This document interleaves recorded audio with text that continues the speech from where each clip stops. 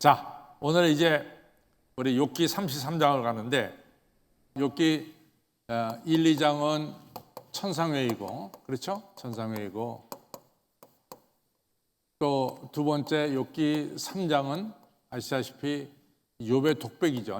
욥의 독백이 나오고, 또 세 번째로 4장부터 14장은 퍼스트 라운드고, 그렇죠? 라운드고, 또 15장서부터 21장은 세컨드 라운드가 되겠고, 또 21장부터 31장은 이제 썰 라운드가 되는데, 이 퍼스트, 세컨드, 썰 라운드에 이제 세 명이 등장하죠. 엘리바스,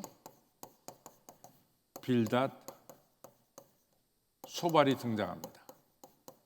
근데 이제 3라운드가 특징이 있는 것은 소발이 안 나와요. 소발이 안 나옵니다. 그 다음에 28장, 29장, 30장, 31장, 이 넉 장은 욥의 또 독백이라고도 볼 수 있어요. 독백. 그 다음에 이제 여섯 번째로 32장부터 37장까지는 우리가 요즘 살피고 있는 엘리후의 발언이 나옵니다. 엘리후의 발언. 그 다음에 마지막으로 38장 1절로부터 42장 6절까지는 하나님의 말씀이 나오고, 또 하나님 말씀에 대한 욥의 대답이 나오고, 마지막으로 한다면 42장 7절로부터 17절까지 욥의 회복이 나옵니다. 그래서 이제 여러분들이 이같이 전체 구도를 여러분들이 알고 계셔서 제가 너무 행복합니다. 이렇게 구도를 알고 계셔야지 그 다음부터 여러분들 욥기에 대해서 누가 물어보시면 여러분들은 자신 있게 대답할 수가 있을 줄로 믿습니다. 자, 오늘은 이제 그러면은 욥기 이제 33장으로 가는데, 욥기 33장 가는데, 우리가 이제 32장을 잠깐 회고해 보면은, 32장에 회고해 보면은, 첫째는 엘리후가 가장 나이가 적습니다. 그래서 욥, 엘리바스, 빌닷, 소발 이 4인보다 엘리후가 젊다. 두 번째로 엘리후가 이제 32장에 네 번 노하는 게 나와요. 네 번 이제 아주 진노하죠. 또 뭐 진노한다, 또 노한다라고 할 수 있는데, 그 이유는 첫째는 욥이 말이죠. 나는 죄가 없다. 욥이 나는 죄가 없다.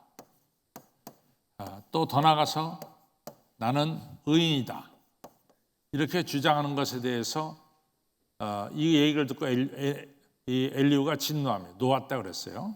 두 번째는 욥의 이러한 것에 대해서 세 친구가 대답을 못합니다. 그래서 그거에 대해서 진노했다고 그랬습니다. 그래서 할 수 없이 자기가 나서서 이제는 욥하고 이야기할 수밖에 없다. 그래서 욥기 32장에서는 엘리후가 왜 등장했느냐, 엘리후의 등장한 이유에 대해서 우리가 볼 수가 있습니다. 그래서 이제 이 32장이고 33장에 첫 번째 발언이 나오고, 첫 번째, 또 34장에 두 번째 발언이 나오고, 35장에 세 번째 발언이 나옵니다. 세 번째 발언이 나오고, 또 36장, 37장에 네 번째 발언이 나오죠. 이래서 이 엘리후가 첫 번째, 두 번째, 세 번째, 네 번째 발언을 욥에게 하게 됩니다. 근데 이것은 이 네 번째 발언에 대해서 욥이 전혀 대답하지 않아요. 그 얘기는 제가 지난번에도 이야기했지만은 이것은 나중에 욥기에 들어온 내용이 아닌가, 나중에 욥기에 들어온 내용이 아닌가 이렇게 봅니다. 왜냐하면은 다 욥이 엘리바스가 말한 것에 대해서 대답하고 또 빌닷이 말한 것에 대해서 대답하고 소발이 말한 것에 대답하는데 이 엘리후가 무려 4번이나 걸쳐서 이야기를 했는데 욥의 대답이 한마디도 안 나와요. 그런 걸 보면은 이것은 구약학자들이 생각한 대로 욥기 나중에 이것이 들어온 것이 아닌가 이런 이야기가 굉장히 설득력 있게 들려집니다. 어쨌거나 그건 뭐 다 별로 중요하지 않아요. 오늘은 이 33장의 욥의 이 엘리후의 첫 번째 이야기입니다. 엘리후의 첫 번째 이야기는 이제 우리가 1절로부터 7절에서 엘리후가 욥에게 너 내 말 들어, 내 말 들어라 하는 것이 나옵니다. 특별히 여기서부터는 욥이라고 하는 고유명사가 직접 등장하고 있어요. 지금까지는 한 번도 엘리바스나 빌닷이나 소발이 욥에게 말할 때 욥아 너 들어 그렇게 말한 적 없어요. 근데 엘리후는 처음으로 욥에게 말합니다. 또 두 번째 8절로부터 12절에는 욥의 주장에 대해서 정리가 됩니다. 욥의 주장. 그 다음에 세 번째 13절로부터 28절까지는 하나님께서 어떻게 섭리하시는가, 어떻게 우리를 다스리시는가, 하나님께서 다스리시는 것에 대해서 말씀하고 있습니다. 그 다음에 마지막으로 29절로부터 33절은 이렇게 말한 이 엘리후가 말한 목적, 또 하나님의 목적에 대해서 이렇게 말씀하고 있습니다. 그래서 우리는 욥아 들어라. 이제 이 엘리후의 말씀, 이게 1절부터 7절까지 나오고 8절도 12절은 욥의 주장, 욥이 지금까지 엘리바스나 빌닷이나 소발에게 자기 주장한 것에 대해서 나오고 세 번째는 하나님께서 어떻게 우리를 다스리는 것에 대해서 나오고 네 번째는 하나님의 목적이 뭐냐 이것에 대해서 나오고 있습니다. 자, 그래서 우리가 이런 구도를 보면서 이제 1절부터 들어가겠습니다. 첫 번째 1절로 7절은 욥아 들으라 이 얘기죠. 그래서 자 1절 보겠습니다. 그런즉 욥이여 내 말을 들으며 나의 모든 말에 귀를 기울이기를 원한다. 그러니까 욥에게 엘리후가 내가 당신에게 하는 말을 똑바로 들으시오 이런 얘기가 되겠죠. 여기서 이제 엘리후가 내가 입을 여니 내 혀가 입에서 동하는구나. 내가 입을 여니 내 혀가 입에서 동하는구나. 이 얘기는 내가 말하기 시작하니까 성령께서 나와 함께 하시는구나 이런 얘기예요. 그래서 이제 여기 보면은 뭐라고 나왔냐면 4절에 보면은 이 3절 4절에 쭉 보면은 내 말이 내 마음에 정직함을 나타내고 내 입술이 아는 바를 진실히 말하리라. 하나님의 성령이 나를 지으셨고 전능자의 기운이 나를 살리느니라. 이 얘기는 뭐냐면 여기서 내가 당신에게 말하도록 내 입을 움직이시는구나. 하나님의 신이 내가 당신에게 말하도록 내 입술을 동하게 하는구나 이런 얘기입니다. 근데 이게 제가 오늘 순장 공부 때도 말씀을 드렸지만은 이게 항상 말이죠. 이게 항상 내가 성령 충만해서 당신에게 말한다. 이렇게 이제 말한다 할 때 굉장히 위험한 거예요. 그러니까 내가 성령 충만해가지고 내가 당신의 영을 보니까 당신의 영이 이렇게 저렇게 잘못됐어. 이렇게 이제 이야기하는 경우가 많단 말이죠. 그게 잘못된 거라 그 말이죠. 그래서 지금도 이제 오늘 얘기를 다 들어보면은 역시 엘리후도 인과응보, 욥이 네가 지금 고통을 당하고 있는 것은 네가 저지른 죄 때문에 고통을 당하고 있다라고 하는 엘리바스, 빌닷, 소발의 이 주장하고 비슷한 게 있어요. 근데 욥은 그게 아니라고 지금 얘기하는 거거든요. 그러니까 이제 지금 엘리바스는 이 엘리후는 지금 성령의 감동으로 말미암아 내가 지금 당신에게 말하니까 당신은 내 말을 들어 이렇게 된 거란 말이죠. 그렇죠? 좀 상당히 이게 쉽지 않은 이야기입니다. 항상 그렇게 말할 때마다 이게 굉장히 어려워집니다. 그래서 이 4절에 보면은 하나님의 신이 성령이 나를 지으셨고 전능자의 기운 하나님의 능력이 나를 살리시니라. 그거는 바로 2절에서 내가 입을 여니 내 혀가 입에서 동하는구나. 나를 움직이게, 내 혀를 움직이게 만드는 것이 바로 성령이고 하나님의 능력이다. 이렇게 이제 표현을 하는 거죠. 5절에 내가 할 수 있거든 일어나서 내게 대답하고 내 앞에서 진술하라. 네가 일어나서 내가 말한 것에 대해서 대답하고 또 내가 말한 것에 대해서 네가 진술하기 바란다. 6절 나와 내가 하나님 앞에서 일반이니 나도 흙으로 지으심을 입은즉 내 위엄으로는 너를 두렵게 하지 못하고 내 권세로는 너를 누르지 못하리라. 그러면서 현실적인 얘기를 합니다. 내가 뭐 당신을 누르거나 그러지 못한다. 오직 당신을 감동시킬 분은 하나님이다. 왜냐하면 나도 당신과 똑같이 하나님께서 당신도 흙으로 지음받았고 나도 흙으로 지음받았다. 그러니까 하나님의 피조물들이다. 그러니까 당신을 갖다가 이같이 변화시키는 분은 하나님이지 내가 아니다. 이런 얘기하죠. 자, 8절에 보겠습니다. 8절부터 12절은 욥의 이야기를 여기 정리했어요. 그러니까 욥이 엘리바스, 빌닷, 소발하고 이야기한 걸 갖다가 정리한 겁니다. 8절에 내가 실로 나의 말 듣는데 내가 실로 나의 듣는데 말하였고. 그러니까 욥이 여기서 내가는 욥입니다. 욥아 실로 나의 듣는서 엘리후가 듣는데 말하였고 나는 내 말소리를 들었느니라 이르기를. 그러니까 엘리후가 욥이 한 말을 지금까지 다 들었다 이거죠. 첫째 9절에 보면은 욥이 뭐라고 말했냐. 나는 깨끗하여 죄가 없고 허물이 없으며 불의도 없거늘. 이 얘기는 반대로 이야기하면 뭡니까? 나는 의인이거늘. 왜냐하면 나는 깨끗하여 죄가 없고 허물이 없으며 불의가 없거늘.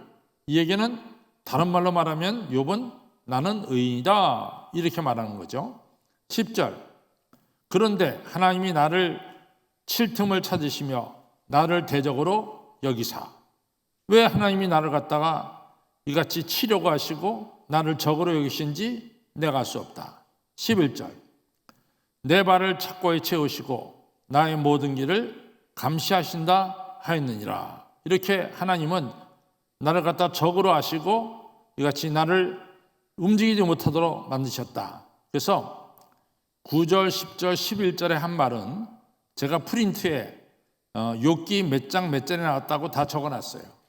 이미 욥이 한 말들입니다. 그래서 그거는 제가 프린트에 욥기 몇 장 몇 절에 이런 말씀을 했다라는 걸 갖다 제가 다 적어놨습니다. 그러니까 그걸 참고하시기 바랍니다. 이거 한 얘기는 욥이 안 한 얘기를 한 것이 아니라 욥이 이미 말한 것을 엘리후가 다시 한번 언급한 거예요.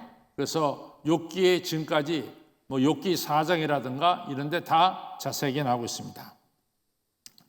그런데 12절에서 뭐라고 말하냐. 엘리후가 내게 욥에게 대답하리라. 이 말이 지금 내가 한 말이 내가 의롭지 못하니 내가 의롭지 못하다. 왜냐하면 이러한 일을 하나님께서 행하셨다는 것은 다 하나님의 이유가 있다. 하나님께서 이같이 너에게 어려움을 준 것은 다 하나님께서 이유가 있다. 그 이유는 뭐냐? 하나님은 사람보다 크심이니라. 이러면서 욥이 자기 주장에 대해서 이제 엘리후가 일축해 버려요. 하나님께서 너에게 고통과 고난을 준 것은 다 이유가 있다. 이유가 있다는 거죠. 그러니까 하나님은 보다 더 큰 뜻을 가지고 너에게 고통을 주었다. 이렇게 이제 정리를 합니다. 그러면은 여기서 왜 하나님께서 욥에게 고통을 줬느냐? 전번에도 얘기했지만은 제가 32장을 생각할 때도 얘기했지만 엘리바스나 빌닷이나 소발은 지금 현재는 욥이 고통 속에 있는 거죠. 고통 속에. 그럼 현재 욥이 고통 속에 있는 것은 과거에 저지른 죄 때문에 현재 욥이 고통 속에 있다. 이것이 엘리바스, 빌닷과 소발의 한결같은 이야기예요. 그러면 엘리후는 뭐냐? 현재 욥이 고통 속에 있는 거는 여기에 하나님의 뜻이 있고 하나님의 섭리가 있다.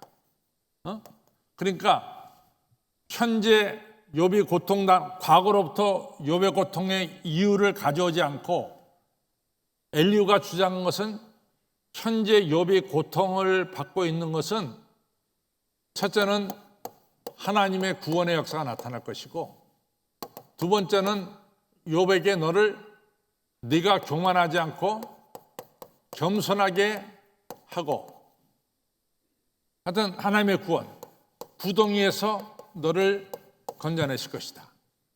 내 교만을 갖다 꺾고 하나님께서 겸손하게 하실 것이다. 여기에 초점을 맞췄어요. 그렇죠? 그래서 엘리바스, 빌닷, 소발은 현재 욥이 고난받는 것에 대해서 과거를 자꾸만 얘기한다고.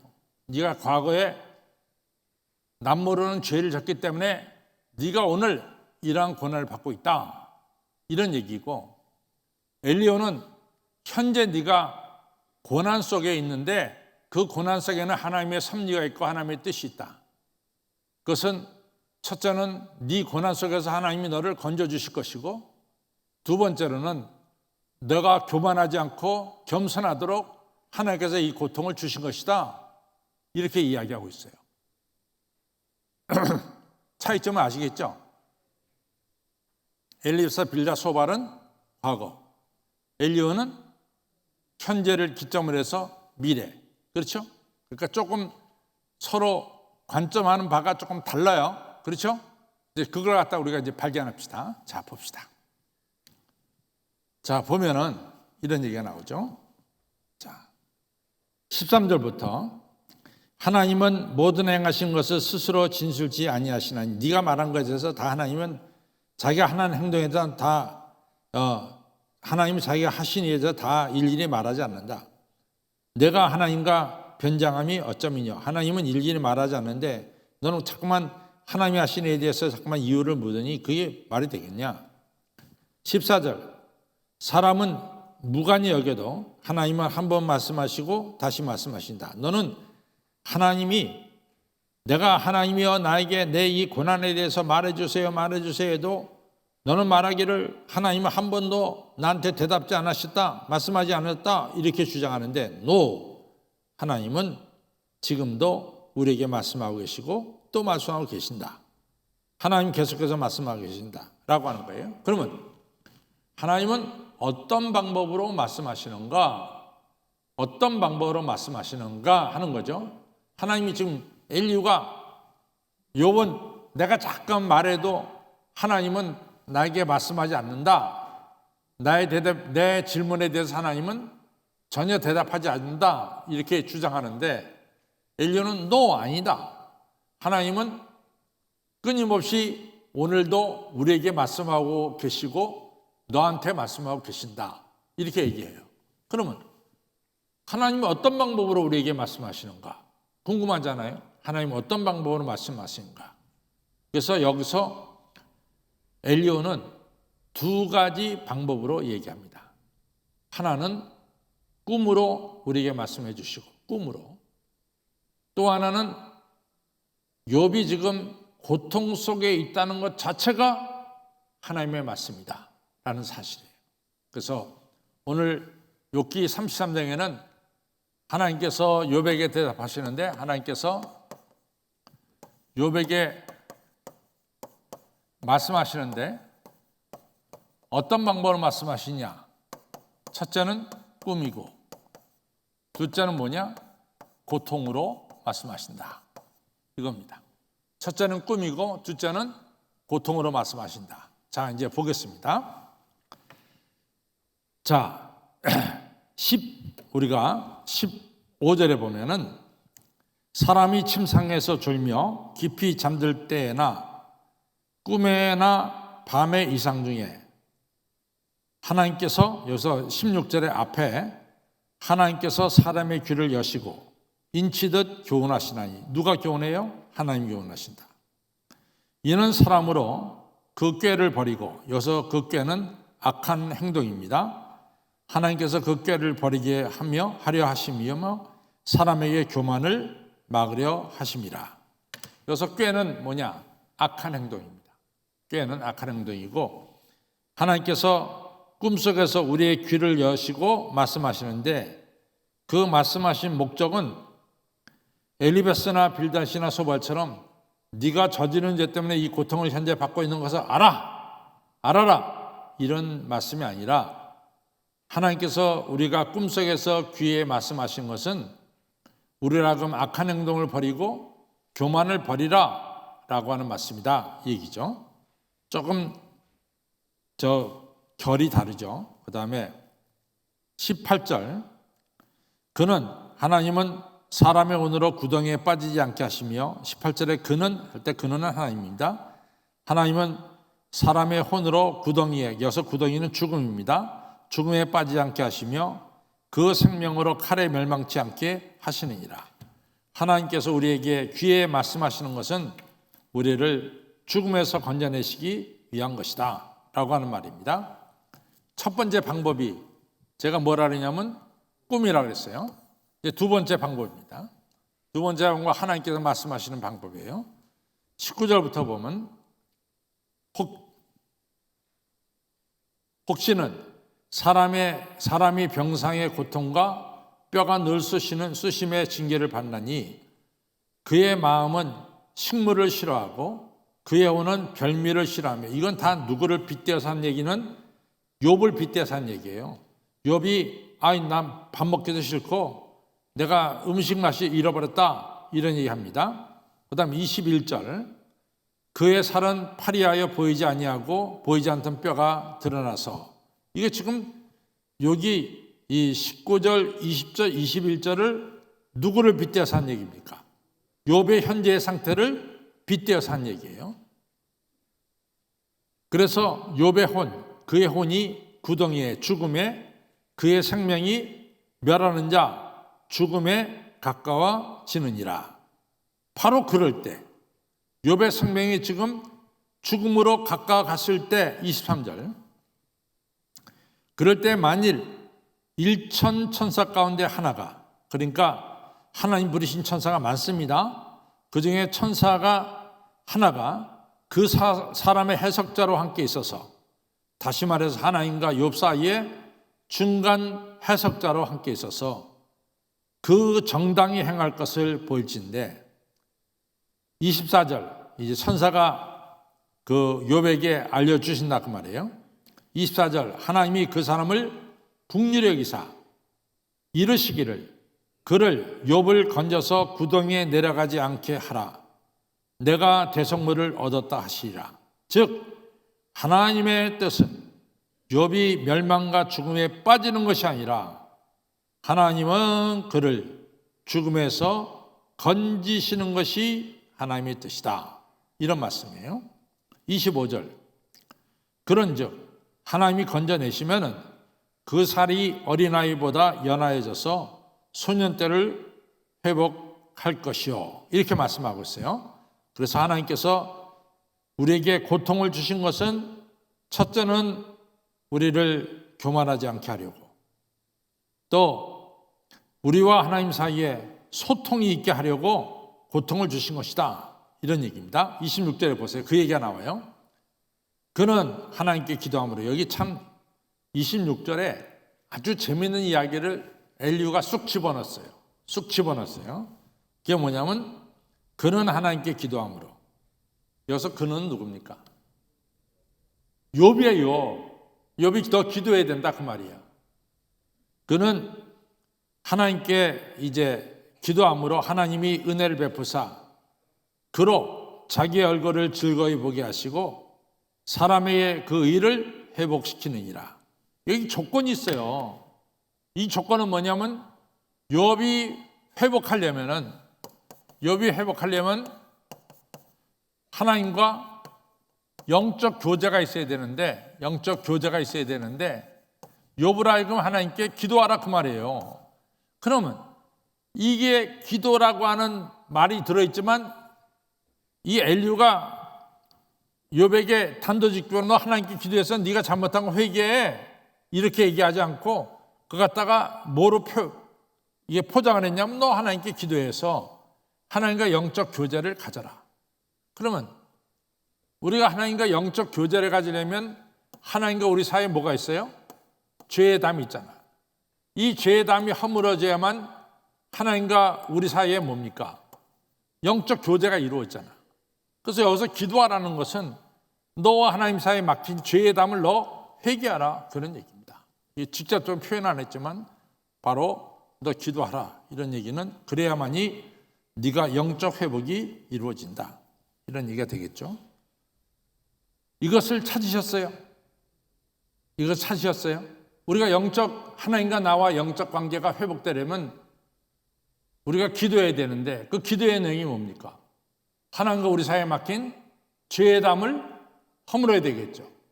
그것을 우리가 회개할 때 하나님은 그 죄를 용서하시고 하나님과 우리 사이에 소통과 교통이 이루어지도록 하시죠.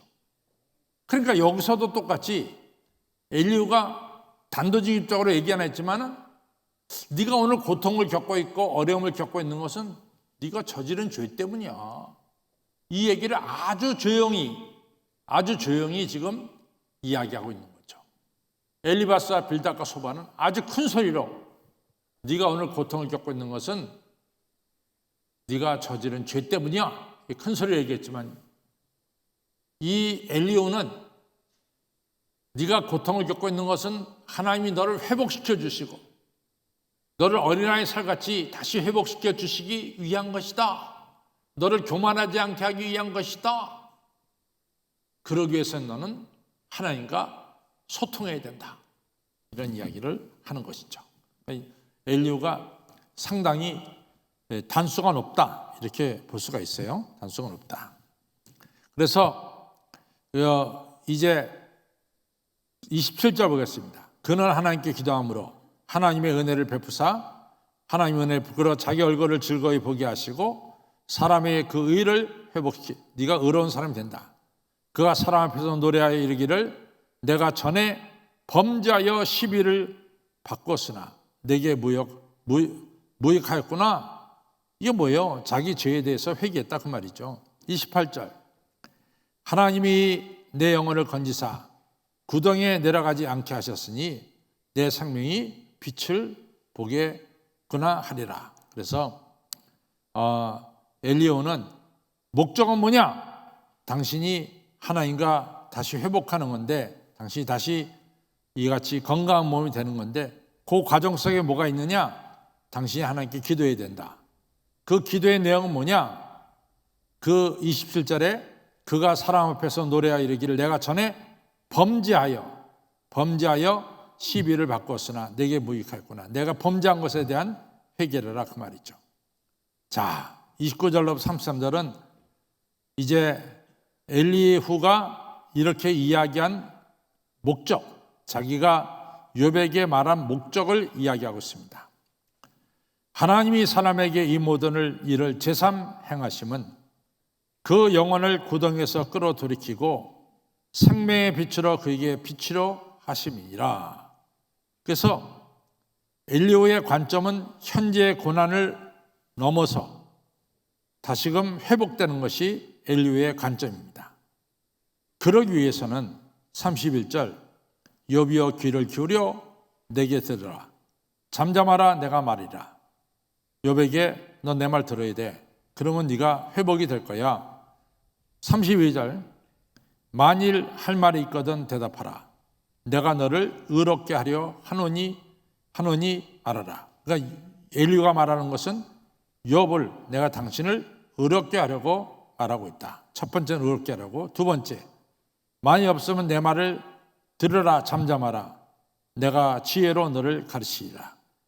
다시 말해서 너를 의롭게 하고 내가 너에게 지혜를 주기 위해서 내가 이 말을 하고 있다.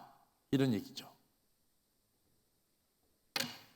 저는 엘리후의 말 속에서 다 동의할 수 없지만은 그러나 동의하는 부분이 있습니다. 그것은 뭐냐면은 사람이 고통 속에 있을 때 교만해지지 않고 겸손해진다라는 사실이에요. 사람이 너무 건강하면은 사람이 언제 죄를 범하느냐? 사람이 강할 때 죄를 범해요. 강할 때. 근데 사람이 언제 회개하느냐? 사람이 자신이 약하다는 것을 깨닫고 병들었음을 깨달을 때 사람이 겸손해집니다. 다 보면요. 사람이 강할 때 다 죄를 범하는 거예요. 자기가 강하고 자기가 뭐든지 할 수 있고 이럴 때 사람이 죄를 범합니다. 그런데 반대로 우리가 병들고 약할 때 우리가 교만이 깨어지고 겸손해지고 그렇죠?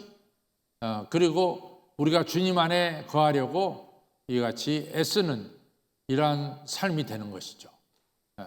그래서 고면 우리가 고통 속에서 겸손해진다라고 하는 사실을 이 얘기를 지금 이 엘리후가 말했는데 저는 그 말에는 전적으로 동의하고 있습니다. 여러분들은 어떻게 생각하세요? 여러분들 강해도 겸손합니까? 되게 강한 사람은 겸손하지는 못해요.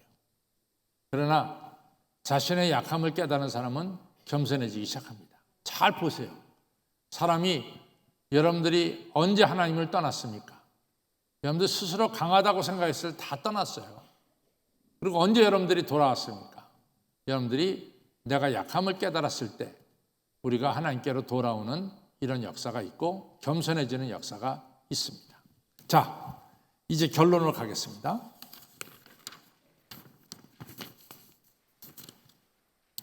결론, 엘리후의 말 속에서 하나님께서 우리와 교통하신다는 것과 고통을 통해서 우리의 교만을 깨닫게 된다는 것에는 우리는 동의하게 됩니다. 사도 바울이 고린도전서 12장 7절 10절에 그가 겪고 있는 육체의 고통에 대해서 말하기를 7절 여러 계시를 받은 것이 지극히므로 너무 자고하지 않게 하시려고 내 육체에 가시고 사단의 사자를 주셨으니 이는 나를 쳐서 너무 자고하지 않게 하려 하심이라. 8절 이것이 내게서 떠나기 위하여 내가 3번 주께 간구하였더니 9절 내게 이르시기를 내 은혜가 내게 족하도다 이는 내 능력이 약한 데서 온전해짐이라 하신지라. 이러므로 도리어 크게 기뻐함으로 나의 여러 약한 것들에 대하여 자랑하리니 이는 그리스도의 능력으로 내게 머물게 하려 함이라.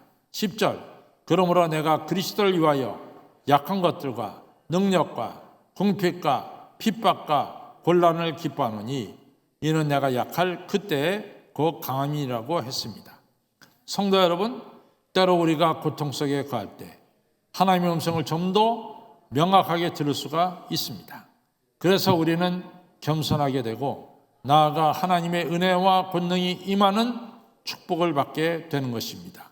따라서 고통으로 인해 육체는 약할 수 있어도 하나님이 우리 안에 계시니 강하게 되는 것입니다. 이러한 축복을 꼭 받으시기를 바랍니다. 엘리후의 말에 다 동의할 수 없지만은 그러나 우리가 약할 때 겸손하게 되고 약할 때 하나님의 음성을 들을 수 있다는 말씀은 저는 전적으로 동의합니다. 우리가 엘리후의 이러한 이야기를 보면서 여러분과 저가 혹시나 여러모로 약함에 있다면 그것이 나를 겸손하게 만드는 시간이고 그것은 나로 하여금 하나님의 음성을 듣게 하는 시간이고 그것은 나로 하여금 하나님을 더욱더 의지하게 만드는 그런 시간이라는 것을 꼭 기억하시기를 주님의 이름으로 부탁을 드립니다.